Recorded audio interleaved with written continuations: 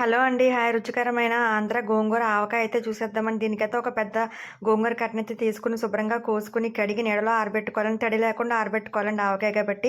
ఒక ప్యాన్‌లో ఆయిల్ పెట్టుకొని, దాంట్లో మనం పోపు దినుసులన్నీ వేసుకొని, తాలింపైతే పెట్టుకొని పక్కన పెట్టుకోవాలండి. ఇష్టమైన వాళ్ళు ఇంగువ కూడా వేసుకోవచ్చండి. నేనైతే ఇంగువ స్కిప్ చేశాను.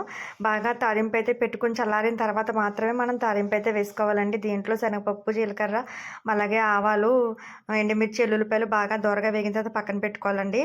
అదే ఆయిల్‌లో కొంచెం అంతా ఆయిల్ వేసుకొని, ఒక 5, 6 ఎండుమిర్చి వరకు మనకు కారానికండి 5, 6 ఎండుమిర్చి వరకు వేసుకొని, ఒక వెల్లుల్లిపాయ, ఒక పెద్ద వెల్లుల్లిపాయ వేసుకొని, బాగా వేయించుకున్న తర్వాత పక్కన తీసుకొని, కొంచెం చింతపండు టేస్ట్‌కి తగ్గట్టుగా కొంచెం చింతపండు తీసుకొని బాగా మగ్గించుకోవాలండి.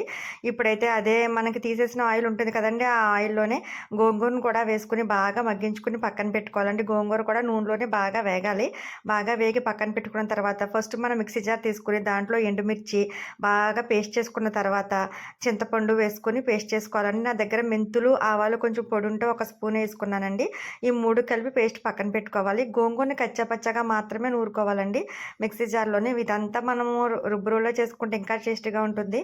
ఇదంతా చేసుకున్న తర్వాత ఉప్పు వేసుకొని సరిపడగా మిక్సీ చేసుకొని పక్కన పెట్టుకొని ఈ తాలింపులో వేసేసుకోవడమే. తాలింపు అయితే చల్లారిన తర్వాత మాత్రమే తాలింపు వేయాలండి.